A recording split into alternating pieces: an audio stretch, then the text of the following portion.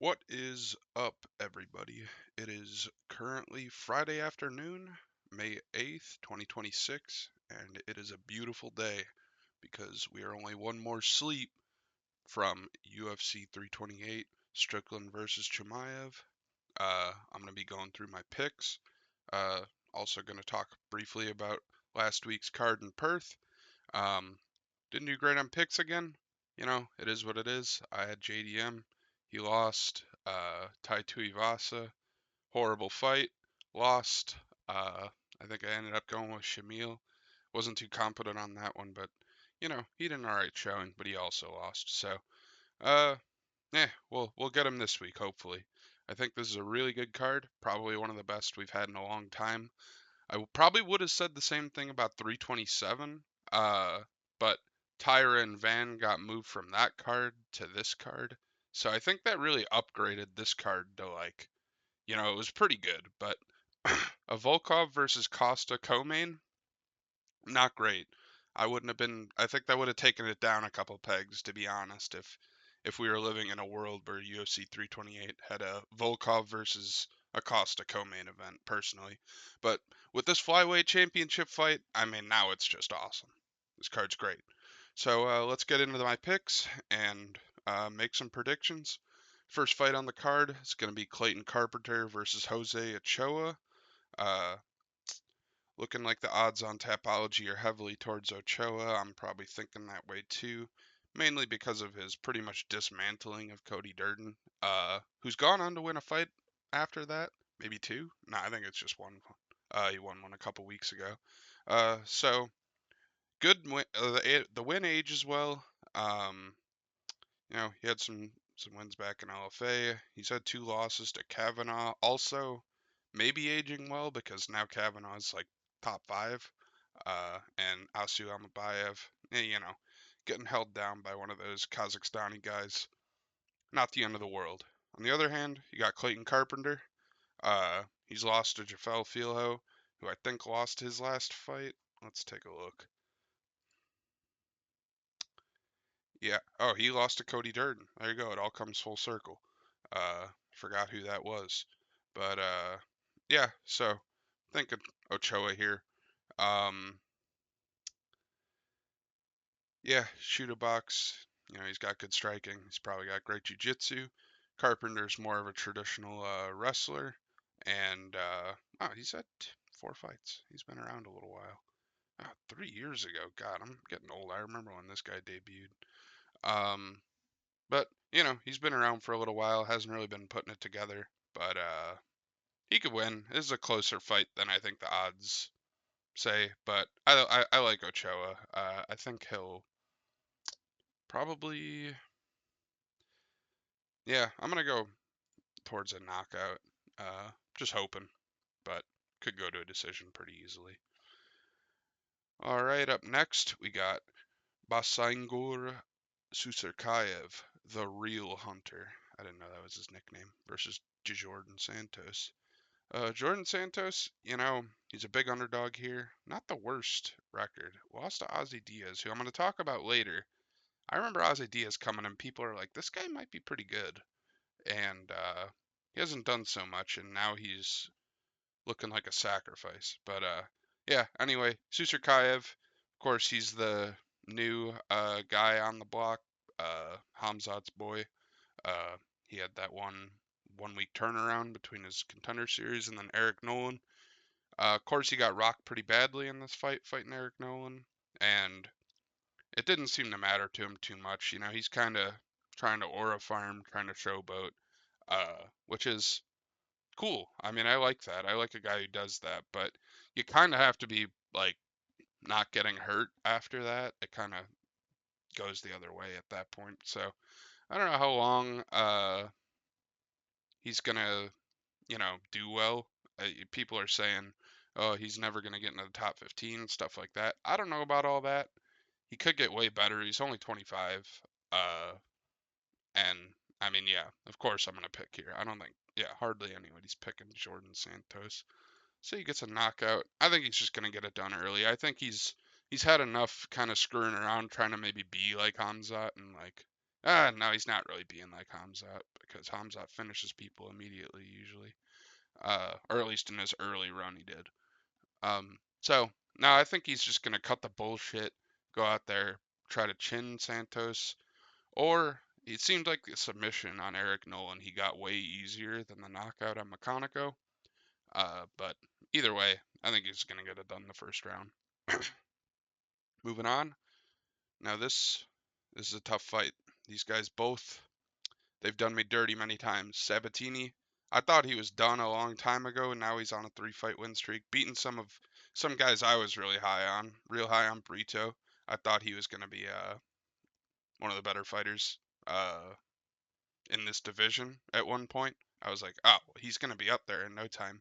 He just ran into brick walls Sabatini, and then he lost to somebody else. Oh, I think he lost to Gomi as well.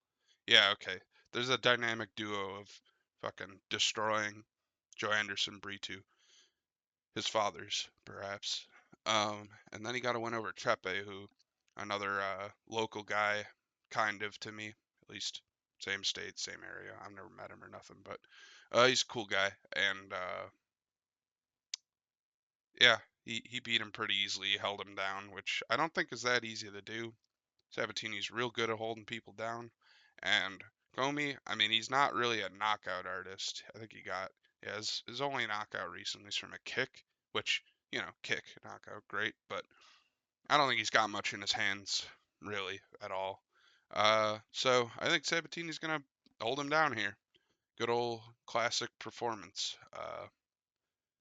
35 for Sabatini. He's kind of getting up there in age, but I think he's still.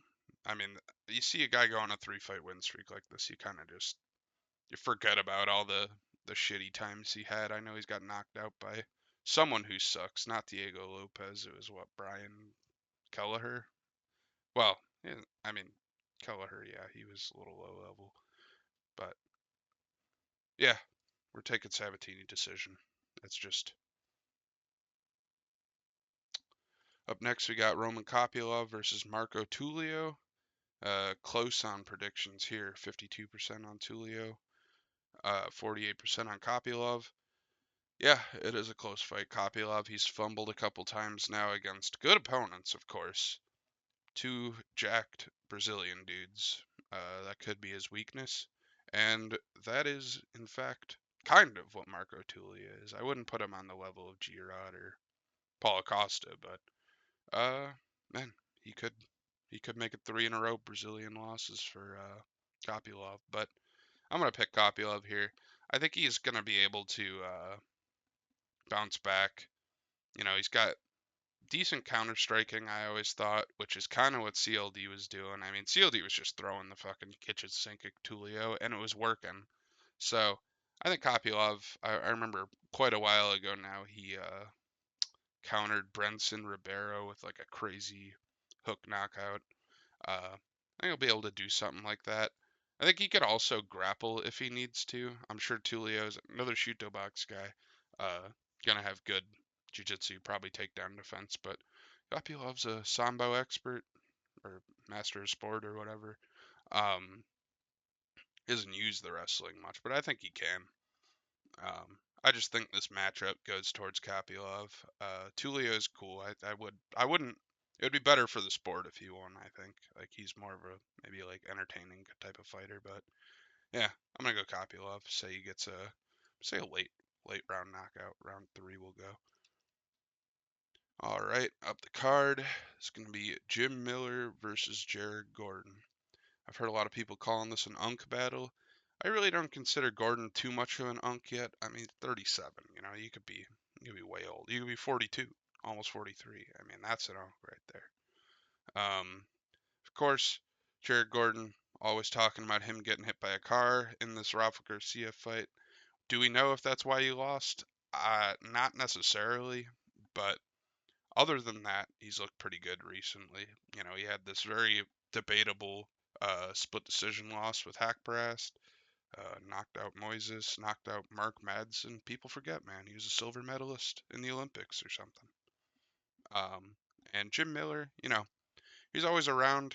He's doing his thing, still doing his thing seemingly. I think he could win this fight. It's possible. He has great skill set. You know, he's got submissions. He's got decent enough striking to get to the grappling if he needs to. But Gordon, I think he's gonna have enough power to put Miller out. I know Bobby Green or Chase Hooper couldn't, but I mean Chase Hooper. Uh, yeah, I'm gonna say Gordon knocks him out. Not a lot of people picking that. Most people think it's gonna be a decision. I don't know. I just couple of these knockouts. I mean, this one specifically, I was like, damn, that was a nice punch. Gordon landed. So I got faith in him. I think he'll be able to do it. And yeah. All right, next one. Now we got Grant Dawson and Mateusz Rumbetsky. Uh, this is a tough one to pick too. Uh, Dawson, you know, he's an incredible smudge grappler. He can keep people on the ground. Underrated ground and pound too when he can get it off. It seems like not recently he hasn't been able to that much. He did the Hoffa Garcia. Uh, but Mateusz Rumbetsky, he is just a dog out there. Like, and if he makes this his fight, Dawson's gonna fold like immediately. I mean, he's just Dawson, he can't take too much damage, and Rambechki, it's like the opposite. Rambechki could take so much damage. It seems like this guy's scar tissue. He's got to be crazy at this point. He's had three bloody wars back to back to back, and I think he was my fighter of the year last year or the year before that. He's definitely on the fight of the year contender list. Uh, Or yeah, this I think I had this as my fight of the year. Him and Oralby. I mean, it was just so crazy, and to see him doing that and having success against a guy like Oralby, seeing how good he is and how, I mean, he's a welterweight now, is just insane. I like Rembetsky a lot, but I do think Dawson's gonna be able to get inside and grapple him and make this boring, unfortunately. But I really hope not. I mean, it would be great to see another crazy bloody fight with Rumbetsky. Uh, he's always doing it. I mean, maybe that's like a special ability. You could find a way. It's just this big reach difference is scaring me too. I feel like Dawson can use that to like stay back and then bait him to like come forward and then land a takedown. That's what I see happening. I see Rumbetsky trying to come forward and Dawson just timing a double leg or something and just getting him down. From the same gym too, I think. They're both ATT in America, I want to say. So yeah, we're gonna have to go with a Dawson decision, unfortunately. Uh, hope it doesn't happen, but I guess we'll see. And up next, we got Joel Alvarez and Yaroslav Amosov, guy coming in from Bellator. He's been around a little while. Submitted Neil Magny really impressively. I mean, who does that to Neil Magny? Literally. I mean, you got to be pretty good too. And Joel Alvarez on the other end, big dude, former lightweight, lost to Arman Sarukian, uh, moved up, looked really good against Luque for the first round, and I think he kind of adrenaline dumped and kind of just it was like it should have got the knockout and then didn't, and then kind of just took him to a boring decision. I don't know. I was hoping he would just be able to get right back into it and finish him, but I don't put that against him too much. I think Alvarez is pretty good, and look at these records. I mean, those are some great records right there. 29-1 especially. I was at this fight. He lost Jason Jackson. Uh, there were a ton of Ukraine people in the crowd, and when that happened, they went nuts. I thought there was gonna be a riot. uh, yeah, I'm gonna take Alvarez. I think this will be his second loss. Amasov. Uh, Alvarez is just more proven in the UFC, and with these Bellator guys, you really just never know. Like, I mean, I don't know. Some people are saying they do know, and if I get this wrong, everyone's gonna call me a dumbass. But I just think Alvarez. I mean, he's bigger. I mean, look at these heights. All right, we're starting to look at the new generation of welterweight against the old, and these stats right here, 5'11", that's the old generation of welterweight. All right, You got to be at least 6'2" to be welterweight these days, which is funny. Uh, Not necessarily, of course, but I do think it's gonna help. Or that's just been the indicator of a good welterweight to me lately. Is like, are they tall? Can they hurt people in many ways? Which before this decision with Luque, I think Alvarez had all finishes. Yeah, he looks like I think he could be a contender. He's real good. So I'm gonna take him as a slight underdog here. I'm gonna say he gets. That's tough to say how he does it. I think he's gonna outstrike him. I don't know if it's gonna be a knockout. Am I picking a lot of knockouts? Uh, kinda. Yeah, that is a lot. Yeah, I'll just take Alvarez by decision, and we'll move on to the next one, which is probably, hopefully, definitely gonna be a knockout. That's how I feel with Gautier now. Like, should he knock these guys out? Yeah, 100% all the time. Ozzy Diaz, again, like I was saying earlier, when he came in and fought Meng Zhang, they were like, hold on, this guy's kind of good. And I think it was like a pick-em, and Zhang came out. They both went forward and just swung at each other, and Zhang ended up getting the elbow. Uh, I went over Jordan Santos. I don't know how good he is. You know, these guys are both too new. Meanwhile, Gautier has been around just beating the absolute dregs of middleweight. And Ozzy Diaz, I mean, is just going to be another one of those if he loses this, which, again, he's probably gonna. I mean, 98%. No shame in getting this one wrong if Ozzy Diaz pulls off the impossible. I highly doubt it. I mean, Gautier apparently doesn't lift weights. I heard that this week, which I don't know how you get that physique without lifting weights. Maybe he just does a lot of, I don't know, but he's a scary looking dude. Uh, yeah, that's really all I got to say about that. That's probably more than most would say.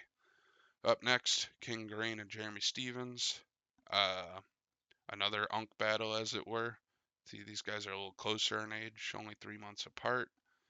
Very close stats here, but two very different fighters. Stevens really just feels like, or they both feel like they're of another era at this point. Crazy records on both of them. I mean, both almost 50 fights each.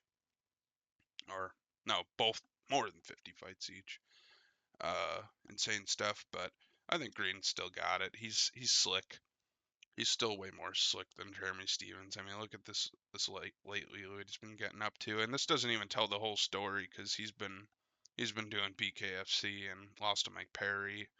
I think he beat Alvarez or he beat Alvarez and then lost to or draw with Aldo. Yeah, I don't really rate none of that stuff, but he's been doing more than just this. Uh, and he hasn't fought in a year. I was hoping he'd be active after he came back to the UFC. Damn. Yeah, I'm gonna go Green decision. Up next, now this is a real interesting one. Brady and Buckley. Brady coming off that KO loss to Morales, that hurt because I really thought he was gonna do what I think he's gonna do to Buckley to Morales, but if I'm wrong again, it's just gonna be over for Brady because, well, not over for him, but for me picking him, I won't be fooled again. Because I took him and he just went out there, knee braces on. I don't know if there was some sort of injury or he was just indicating he was ready to grapple, but he had just had nothing for Morales. Morales defended. I don't even know if he defended any takedowns, but he just couldn't get to him and got knocked out pretty much immediately. Buckley, he's probably got the power for that, but does he have the technique or the size of Morales? No, these guys are way closer in height. Buckley's got a bit more of a reach on him. But yeah, I do think the way Buckley fights, winging shots, hooks, and kind of exploding forward is not great for wrestling. That's how Usman got him down a few times. And yeah, we're going with Brady. I think I do notice earlier Buckley's never been submitted, so uh, I think a decision makes the most sense. I know Brady's got crazy jiu-jitsu. He can probably find something. If anyone can, he probably can. But yeah, I'm gonna just say a decision for Brady here. I think he just holds him down, and God forbid they get on the feet, because I mean, too many times I've seen Brady on the feet with someone, and it just is not good. I mean, Bilal, people talk about Bilal standing TKOing him, or Morales. I mean, there's no shame in that one too much. But Bilal TKOing you, people will shit on you for that. People forget his fight with Michael Chiesa. The third round, he couldn't get Chiesa down anymore, and Chiesa was actually like kind of winning on the feet, like by a large margin. So his hands are not quite there. And that was years ago. I don't think they're much better now. They could, I mean, if he'd been training specifically that, but it really doesn't feel like it. He just feels like he's a specialist, and God forbid this fight stays on the feet. But yeah, we'll see what happens. Going with Brady, I'm gonna say decision. Up next, we got Alexander Volkov and Salsa Boy Waldo Cortez Acosta. Uh, yeah, I think this is a clear Volkov fight. As long as he's still got it like he has always. I mean, he's not that old for a heavyweight. 37 is not that old for a heavyweight. It should be easy work for him. I just think Salsa Boy is going to be so much smaller, uh, so far away from him. He's not going to be able to do anything. He's going to be emoting at range, probably. And Volkov, everyone's talking about the teep kick. I hope he gets some of those off. I mean, but I don't know if he's scared of Salsa Boy's grappling. I don't really think there's much to be scared of. He grappled Robelis to Spain, which had no grappling, whereas Volkov, I mean, he grapples people sometimes. So if anything, that could happen. But yeah, Volkov's going to be able to stay away from this guy, and I think he might get a knockout. I know people are saying he's not like a power puncher or anything, but I think this might just be such a beatdown. Like, it feels so one-sided to Volkov in my head that I think he can get to it. So I'm going to go Volkov, knockout round 2. All right, up next, we got the Flyweight Championship. Joshua Van versus Tatsuro Taira. And this is an awesome fight. Love it. Two young, up and coming. I mean, say he's up and coming, but he's the champ. Uh, I mean, the future of the flyweight division for years to come, right here. This could be the start of a Moreno Figueredo, beef. They could fight 4 more times. That's how long they're going to be around. Uh, and yeah, I just love to see that. Two uh, young in their career guys, all the way up here at the top of the sport. And I'm gonna have to go with Tyra here. I think Joshua Van. I think he totally can win this fight, Van. But I gotta go with Tyra. The injury thing makes me wonder. I'm sure he's fine. Of course, he's gonna say he's fine. And as a champ, I guess he might have some leeway to not fight if he weren't fine. But he kind of just got the belt, so I don't even know if he has that. And Tyra's just, man, when he's good, he is so good. Like, he's really really good. I mean, the Marino fight, he looked fucking awesome in that. Like, it was like a almost as close to a perfect like technical performance you can get. I mean, he just hurt Marino, got him to the ground, had him in a position where Marino couldn't do anything. It was one of those TKOs where it's like you might not even be knocked out, you just can't do anything, and they had to stop it. Former great Marino. I don't think he's as good as he used to be, unfortunately, but uh, you know, still a great win. I think it's better than. No, it's not better than anyone Tyrus beat. Royval's probably a better win right now, and of course Pantoja. Uh, good for him to get that win. Who knows what would have happened without it, but he does have a point. You know, Pantoja fell, and he's a black belt. He should know how to fall. So I'm gonna go Tyra here.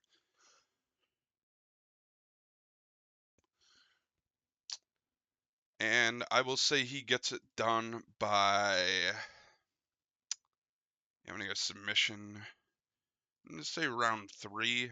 He's gonna get him on the ground pretty much right away, probably. Van, he's really not going to want to strike with Van. I think Van would like obliterate him on the feet. Tyra's hands are not like incredibly good. Uh, so yeah, he's gonna work that out. I think he'll just get the submission round 3.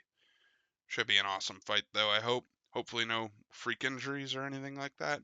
And yeah. And up next we got the main event: Hamzat Chimaev and Sean Strickland. This has been quite a emotional week for both of them. I mean, they're screaming at each other. There's crazy shit going on at the press conferences. I just watched the press conference for the White House card. Josh Hokett he seemingly got kicked off like a raving lunatic. Like they escorted him out. That was pretty crazy. But the day before, at that press conference for this fight, uh, Sean and Hamzat just yelled back and forth for like 10 minutes, saying, all the stuff they'd already called each other. Uh, and it was crazy. And I'm hyped for this fight. I do think Chimaev's gonna win. Uh, it's it's kind of the guy you just can't pick against until he loses. I know he's been made to look human a couple times, but it's just there's too much for him. I do think Strickland might be his hardest fight, but at the same time, I could see Chimaev just going out there and subbing him immediately. Strickland, great takedown defense. He's had an incredible career lately. I think while I've been watching, he's been one of the most consistently like really good fighters out there. But yeah, I just got to go with Hamzat to hold him down. Or what I hope happens is this turns into like a really good fight. I want it to be close. I want it to be a 48-47 for Chimaev. I want Strickland to start taking rounds late, and for me to like maybe not know who won, but probably not going to happen. Who knows? But yeah, I'm gonna go with Hamzat. Strickland, great takedown defense. Uh, but I played these games before with DDP. Definitely didn't work out. Uh, and I'm not saying he's going to do the same thing to Strickland, but I think he'll win with the same method. So, yeah, that's all I got to say about it. And goodbye.